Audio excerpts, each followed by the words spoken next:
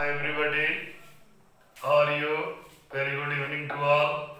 तो आज आपका Gunjan sir class 9th student के लिए फिजिक्स का फर्स्ट लेक्चर टॉपिक है मोशन, उसको लेकर आए हैं और उसको डिलीवर्ड कर रहे हैं। आप अपना पेन और पेपर खोलिए और साथ साथ नोट्स बनाइए। Physics is a very interesting subject of science. Physics relates so many sciences. For example, physics in mathematics. Calculus का फिजिक्स में बहुत सारा यूज है और कैलकुलस के आधार पे Newton universal law of gravitation को दिए थे।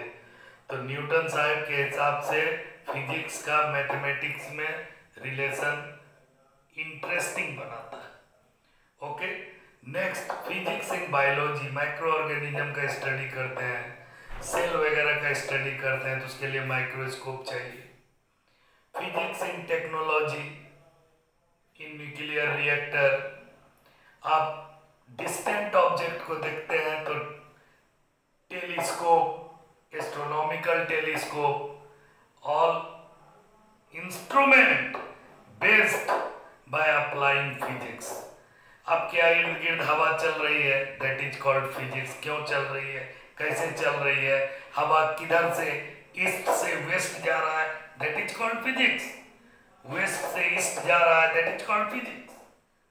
ओके, तो डियर स्टूडेंट, फिजिक्स जो है एक systematic experimental observation of natural phenomena है। ठीक है, तो physics is the systematic experimental observation of natural phenomena is called physics. Physics का relation mathematics, biology, technology, physics in chemistry, बहुत सारा रिलेशन है।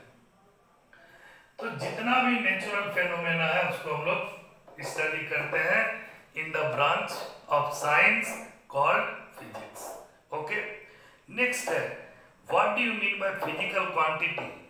The quantity which have any kind of measurement, जिसको नाप तोल सके, जिसका measurement कर सके, that is called physics.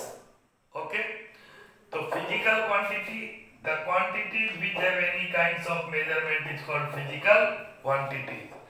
Dear student, you consider about two kind of physical quantity. One is scalar, other is vector. तो physical quantity is of two types. Class 9th student के लिए इतना जानना बहुत ही जरूरी है, लिखते चले जाइए। Physical quantity is of two types. One is scalar and other is vector. What do you mean by scalar?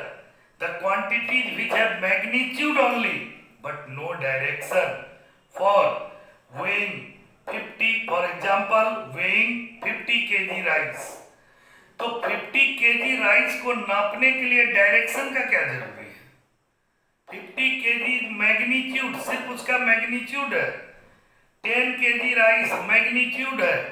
15 metre cloth, 15 metre कपड़ा, कोई जरूरी है कि ईस्ट डायरेक्शन में नापेंगे तभी 15 मीटर होगा, वेस्ट डायरेक्शन में मेजरमेंट करेंगे तभी 15 मीटर होगा, नॉर्थ डायरेक्शन में करेंगे तभी 15 मीटर होगा, साउथ डायरेक्शन में करेंगे तभी 15 मीटर होगा। कोई लिमिट है, कहीं से भी नाप सकते हैं। तो 15 metre is also the magnitude of cloth. तो जिस फिजिकल क्वांटिटी में सिर्फ मैग्नीट्यूड हो, डायरेक्शन नहीं हो, उस फिजिकल क्वांटिटी का नाम है स्केलर क्वांटिटी। तो which scalar and vector, physical quantity दो टाइप का, स्केलर एंड वेक्टर। स्केलर मतलब which have only magnitude no direction, which have only magnitude no direction. Example हो गया mass, volume, temperature, time, electric current, ये सब में कोई मैग्नीट्यूड है लेकिन डायरेक्शन नहीं है। इस सब फिजिकल क्वांटिटी में सिर्फ मैग्नीट्यूड है, डायरेक्शन नहीं है, तो इसको हम लोग स्केलर बोलेंगे। Next is vector. तो वेक्टर में दोनों चीज होता है, डायरेक्शन के साथ साथ मैग्नीट्यूड भी है, या मैग्नीट्यूड के साथ साथ डायरेक्शन भी। सिर्फ मैग्नीट्यूड है तो स्केलर, मैग्नीट्यूड के साथ अगर डायरेक्शन है तो vector, which have both magnitude and direction. Example: displacement, velocity, force, momentum, all are vector quantity. तो फिजिकल क्वांटिटी को हम लोग कितना पार्ट में बांटे? 2 पार्ट में, स्केलर और वेक्टर। फिजिकल क्वांटिटी किसको बोले?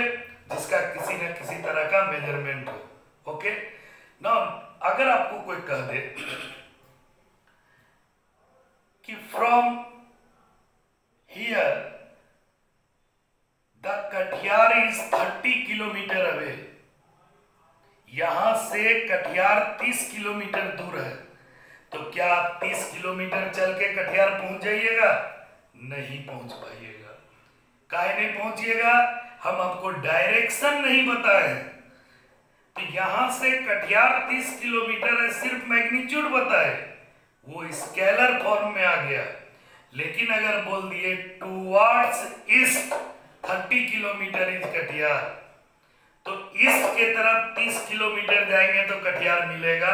तो निश्चित रूप से आप यहां से ईस्ट के तरफ 30 किलोमीटर चलिएगा तो कटिहार पहुंच जाइएगा। तो मैग्नीट्यूड भी दिए 30 किलोमीटर और डायरेक्शन भी दिए ईस्ट के तरफ। ठीक है, एक चीज को आप याद कर लीजिए, ये डायग्राम NESW, नेस्यू, नॉर्थ ईस्ट साउथ वेस्ट, ये डायग्राम आपको मोशन में बहुत काम करेगा। नॉर्थ ईस्ट साउथ वेस्ट, ठीक है, नॉर्थ ईस्ट साउथ वेस्ट नेस्यू। ओके, तो फिजिकल क्वांटिटी 2 प्रकार का हो गया। स्केलर को, 2 स्केलर को सिंपल अलजेब्रा से जोड़ लेंगे। 30 kg rice plus 20 kg rice is equal to 50 kg rice. लेकिन वेक्टर को special law of vector addition के द्वारा जोड़ेंगे, सिंपल लॉ ऑफ अलजेब्रा के द्वारा नहीं जुटेगा। ठीक है, तो स्केलर में सिर्फ मैग्नीट्यूड होगा, वेक्टर में मैग्नीट्यूड और डायरेक्शन दोनों होगा। ठीक है, अब जैसे हम 10 मीटर यूनिट है डियर स्टूडेंट, 10 मीटर को आप यूनिट मान सकते हैं। मीटर किसका यूनिट है? लेंथ नापने का। तो लेंथ नापने का यूनिट मीटर है, ना कि 10 मीटर है। मार्केट में 10 मीटर बन के नहीं आता है रॉड, 5 मीटर का रॉड बन के नहीं आता है, 100 मीटर का रॉड बन के नहीं आता है। स्टैंडर्ड मेजरमेंट आता है 1 मीटर का रॉड। कितना मीटर का? 1 मीटर का। तो 1 मीटर है, ये यूनिट है, 1 मीटर इज यूनिट। और 10 मीटर को हम क्या पढ़ सकते हैं? 10 metre is the 10 times of metre, 10 times of metre. 1 metre का 10 गुना को हम लोग क्या बोल सकते हैं? 10 मीटर। उसी तरह 50 केजी, तो क्या 50 केजी यूनिट है? No, very good, KG is the unit and 50 times of KG is called 50 KG. तो कोई भी 50 केजी राइस लेने के लिए जाएगा तो उसको केजी का 50 गुना राइस, चाहे जिस तरह का भी, जो भी पर्सन जाएगा उसको मिलेगा। स्पेशल कोई मेजरमेंट 50 केजी करके नहीं आता है, तो हम लोग को स्टैंडर्ड मेजरमेंट देखना है। ठीक है, अब यूनिट को कितना पार्ट में डिवाइड किया गया है? 3 पार्ट में। यूनिट को कितना पार्ट में डिवाइड किया गया है? 3 पार्ट्स में।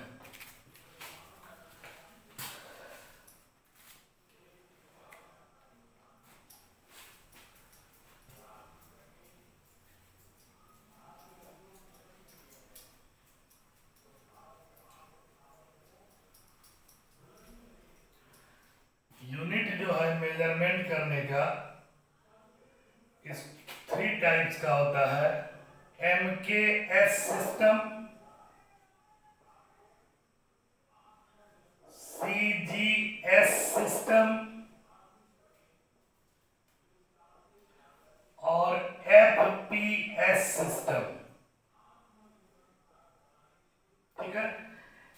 MKS, there are three basic fundamental quantity: length, mass and time. Physical quantity में फंडामेंटल क्वांटिटी कितना टाइप का है? तीन: लेंथ, मास और time. Length, mass and time. तो MKS metre kilogram second system, metre kilogram second system. Metre में किसको measurement करेंगे? लेंथ को। किलोग्राम में किसको मेजरमेंट करेंगे? मास को। और सेकेंड में किसको मेजरमेंट करेंगे? टाइम को। तो जब लेंथ को मीटर में, मास को किलोग्राम में, टाइम को सेकेंड में करेंगे तो MKS होगा। CGS लेंथ को सेंटीमीटर में, लेंथ को सेंटीमीटर में, मास को ग्राम में और टाइम को सेकेंड में। याद कीजिए, लेंथ को सेंटीमीटर में, मास को ग्राम में, टाइम को सेकेंड में। तो ये CGS होगा। FPS foot pound second, length को फुट में, लेंथ को फुट में, मास को पाउंड में और टाइम को सेकेंड में। तो इस सिस्टम का नाम होगा FPS। तो डियर स्टूडेंट, इस तीनों सिस्टम को मिला के एक इंटरनेशनल सिस्टम ऑफ यूनिट बनाया गया। तीनों सिस्टम को मिला के इंटरनेशनल सिस्टम ऑफ यूनिट बनाया गया, जो सिमिलर टू MKS सिस्टम, या ऐसे कर सकते हैं कि MKS सिस्टम को हम लोग SI सिस्टम के नाम से जानते हैं, international system of unit, SI system. MKS को ही लास्ट में SI यूनिट बना दिया, international system of unit, international system of unit. तो इसमें metre, M stand for metre, metre में किसको मेजरमेंट करेंगे? लेंथ को। K stand for kg, mass को। S stand for second, time को। C stand for centimetre, G stand for gram, S stand for second. F means foot, P means pound, S means second. तो ये तीन different system of unit है और तीनों को मिला के एक SI सिस्टम ऑफ यूनिट तैयार कर दिए। तो ये आपका हो गया स्टार्टिंग का कुछ पॉइंट। अब जिस ब्रांच में फिजिक्स का मोशन का स्टडी करेंगे, that branch is called mechanics. Motion का स्टडी जिस ब्रांच में होगा उस ब्रांच का नाम क्या होगा? मैकेनिक्स। इस ब्रांच में हम लोग किसका स्टडी करेंगे? यह एक ब्रांच है किसका? फिजिक्स का। इसी ब्रांच में हम लोग स्टडी करेंगे मोशन का। किसका स्टडी करेंगे? मोशन का। अब मोशन दो टाइप का होता है। मैकेनिक्स को जनरली दो क्लास में बांटे हैं, 9th में है, इतना जानिए। Mechanics is divided into two parts. One is kinematics, and other is dynamics. तो मैकेनिक्स को हम लोग जनरली कितना पार्ट में बांट दिए? दो पार्ट, एक काइनेमेटिक्स, दूसरा डायनामिक्स। काइनेमेटिक्स का मतलब हो गया ये सिर्फ मोशन को बारे में बताएगा, मोशन के बारे में बताएगा, लेकिन किस काउज से मोशन हो रहा है उस काउज को नहीं बताएगा। उसी ब्रांच को हम लोग क्या बोलते हैं? काइनेमेटिक्स। तो काइनेमेटिक्स का मतलब क्या हो गया? Study of motion of object, study of motion of object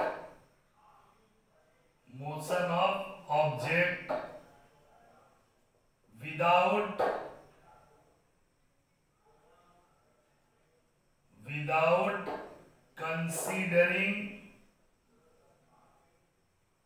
it's causes. इसके मोशन के बारे में बता दिया, लेकिन इसके काउज के बारे में, किस कारण से मोशन हुआ वह नहीं बताया, तो उस ब्रांच को हम लोग क्या बोलते हैं? काइनामेटिक्स। तो मोशन का स्टडी किस ब्रांच में करेंगे? Mechanics. This is the very oldest branch of physics. अब मैकेनिक्स को दो पार्ट में बांट दिए, एक काइनामेटिक्स और एक डायनामिक्स। काइनामेटिक्स क्या हो गया? Study of motion of object without considering any it's cause. और डायनामिक्स हमको बताएगा, मोशन तो बताएगा ही बताएगा, साथ में उसका कारण भी बताएगा। तो डायनामिक्स का मतलब क्या हो गया? Study of motion of object with considering its cause. Study of motion of object taking into considering the causes of motion. इसका मतलब क्या हो गया? Study of motion of object, motion of object by taking its cause also. इसके cause को भी बताएगा, या बाय टेकिंग या by considering its cause also. इसके बारे में अगर बताएगा तो उस ब्रांच को हम लोग बोलेंगे डायनामिक्स। तो इतना के लिए आज सफिशिएंट है। अब नेक्स्ट लेक्चर में what is motion, what is it's type, इसको डील करेंगे।